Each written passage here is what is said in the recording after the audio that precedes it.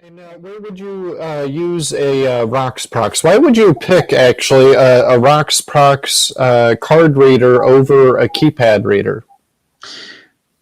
So, James, what's happened in the access control market? There's still a need for keypad readers. However, the transition over the years has been to utilize a credential, a card, a key fob. Now, the most recent transition is credential, a virtual credential on a cell phone. That's the next generation of products that we'll be introducing. But ultimately, it's if you think about it in terms of access control, there's vulnerabilities with any type of device. And keypad, I could give you my code. You could go up into a facility. You could enter that code. Similar with a card reader, I could give you a card. But ultimately, the credentials, the card access has become the dominant method, particularly for anywhere from small to larger facilities. So, like I said, we've partnered with HID. So all of our card readers utilize their technology, which we incorporate into our products. We do things a little bit differently in terms of the construction. We put our electronics behind stainless steel, and it's designed to be a recessed mount. So it will fit within mullion, it will fit within a single gang box, and you essentially have, this slide doesn't show it, but you have a faceplate that only sticks off the wall a little more than 1/8 of an inch. And so you have that vandal ligature resistant design in terms of access control. These readers have been specified in a number of behavioral health as well as correctional facilities, in large part because of the ruggedness of them. They're designed, built to withstand, those types of environments. We also see, supplying a lot of these into the education, healthcare, hospitality segments, just as an alternative to various plastic card readers, and they'll stick off the wall 1/2 to 3/4 of an inch. So they're not as vandal or ligature resistant, but we provide the same card functionality in terms of a card reader. Great. And the iRox.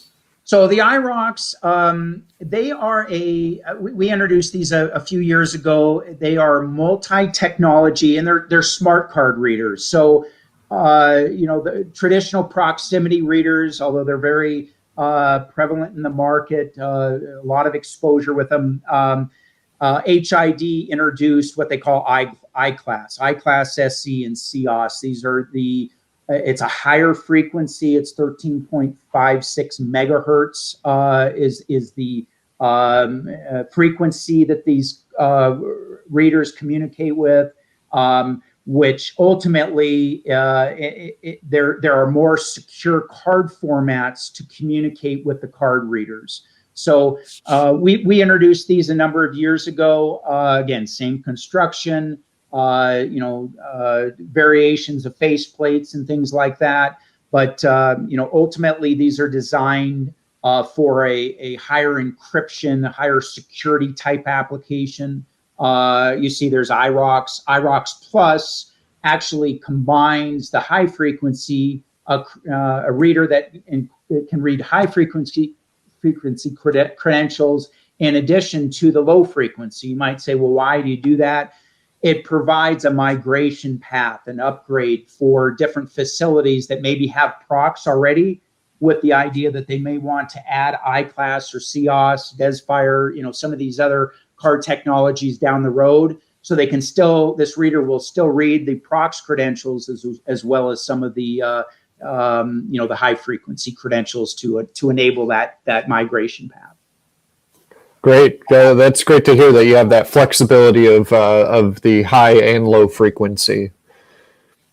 So I think this is the last one. Piezoprox. Why would you need, and what applications would you use both a keypad and a card reader at the same time? That's a good question, James. So Piezoprox was actually developed back in 2013.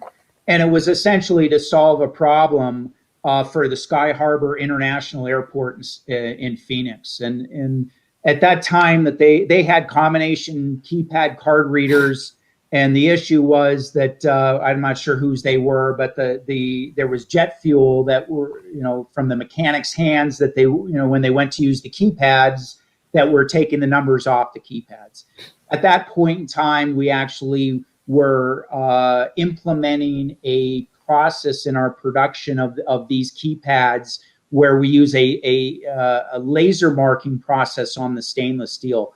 We literally soaked the keypads in jet fuel, and the numbers did not come off. So, the airport was very impressed with this. We retrofitted the entire airport, over 1,000 readers.